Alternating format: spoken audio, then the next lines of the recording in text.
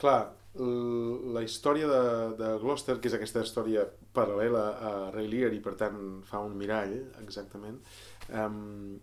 hi ha un moment que ell, quan està sec, li han tret els ulls i el deixen fora del palau, diguéssim, pensant aquest morirà desemparat, i a més ja tothom creu, els que els porten allà, que són els guàrdies, ja creuen que se suïcidarà, o sigui que anirà a buscar el suïcidi. Li fan conèixer un boig que ja fa uns dies que ronda pel costat del palau, i aquest boig és algú que es fa passar per boig, de fet, i és el fill del mateix comte Gloucester. Quan es troben en una escena, aquest comte Gloucester pare sense ulls, per tant sec, li demanen a aquest boig si el pot acompanyar a l'espadat més alt que hi ha a Dover, que és un penya-segat que hi ha davant del Tàmesis, per llançar-s'hi. I ell li diu que l'acompanyarà, però li diu amb una veu estranya i fent-se passar per aquest boig, però és el seu fill. Per tant, ell, com a fill, sap que el seu pare es vol suïcidar perquè s'ha quedat sec i perquè, en el moment que s'ha quedat sec, ha vist que que s'havia equivocat i que el seu fill, aquest, que és el que es fa passar per boig, doncs l'estimava molt i no el volia matar com li havien fet creure. I llavors el viatge aquest que fan cap a l'Espadat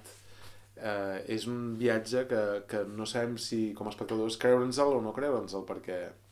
fins ara ens havíem cregut tots els espais que ens deien ara estem al Palau i nosaltres pensem com a espectadors estem al teatre, sabem que estem en un teatre però pensem, vale, ara estan al Palau, ara diuen que estan amb cavalls i a intempèrie, però jo no veig cap cavall, però ja ens imaginem que estem enmig d'un viatge i que els cavalls han quedat fora d'escena, per tant ens estem fent creure que estem en un bosc, i ara en aquest moment ens estan fent creure perquè aquest fill que es fa passar per boig li està dient al seu pare, que no sap que és el seu pare no sap que és el seu fill, que estan pujant una muntanya, i ell li diu, jo ho veig tot molt clar, com també l'espectador ho veu tot molt clar perquè estem en un escenari, i ell diu, no, notes com puja el pendent? I llavors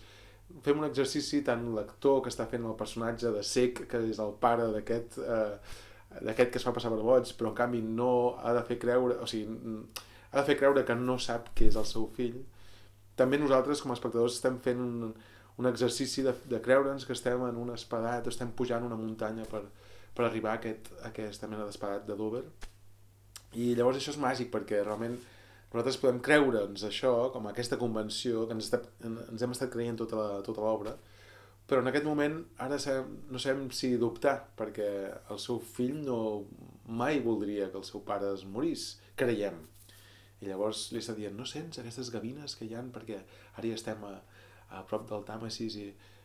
potser sí, ja no sabem si la sentim o no la sentim, i aquest home que fa de cec sense ulls també està d'alguna manera en la suggestió, està veient-ho, i tu pots imaginar que tu cec també podries pensar que potser sí que podríem estar a l'espadat i potser sí que sentim el vent a la cara i potser sí que allà baix hi ha uns pescadors que ens explica que són com una boia tan petits que es veuen des d'aquí, i això, aquesta explicació tan teatral en el fons perquè ens està explicant una convenció, passa a ser una realitat que ens fareix també com a espectadors perquè estem veient com un fill ho explica al seu pare plorant, pensant ell es vol suïcidar i l'altre s'ho està creient, i finalment quan ja té la convicció de que el seu pare creu que està allà dalt li diu que està a una passa de suïcidar-se, o sigui, de caure, i per tant li diu vigila que cauràs, i ell li diu val, doncs ara deixa'm aquí, et dono tots els diners que tinc, tu menys pots tenir una vida, i li dona tot, i llavors quan creu que se n'ha anat perquè li diu ara vés-te'n, i l'altre fa veure que fan unes passes i sents unes passes però ell creu que se n'ha anat i va fent unes passes cada cop més fluixes, doncs llavors ell s'encomana als déus o a la natura i ens fa entendre que té la culpa d'haver jutjat malament el seu fill, i llavors és quan es deixa caure i cau a l'escenari i es fa un cop a l'escenari, però nosaltres no sabem si creure que si s'ha tirat realment d'un precipici o s'ha tirat des d'un lloc pla, perquè ja no sabem on és, no? I és després quan aquest que és fill però que es feia passar per boig, que ara es fa passar per un pescador i li explica que, ostres, s'ha caigut de molt amunt i que és un miracle que s'hagi salvat, no? I llavors aquí és quan veiem que realment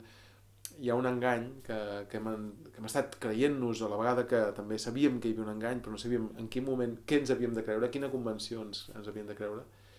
i és molt màgica i a la vegada molt tendra i molt trencadora, perquè veus algú que es vol suïcidar realment i que està fent aquest exercici de deixar la vida,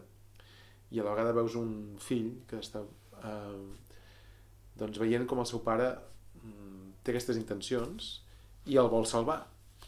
i la manera de salvar-lo és fer-lo entendre que la mort no és viable.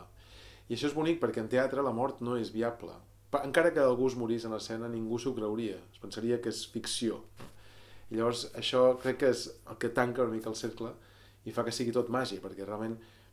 res és veritat i a la vegada tot és veritat en teatre, i aquesta escena és el que fa que